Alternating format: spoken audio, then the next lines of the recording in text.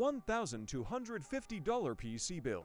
First, the Ryzen 5 7600X paired with an ID cooling ARGB cooler.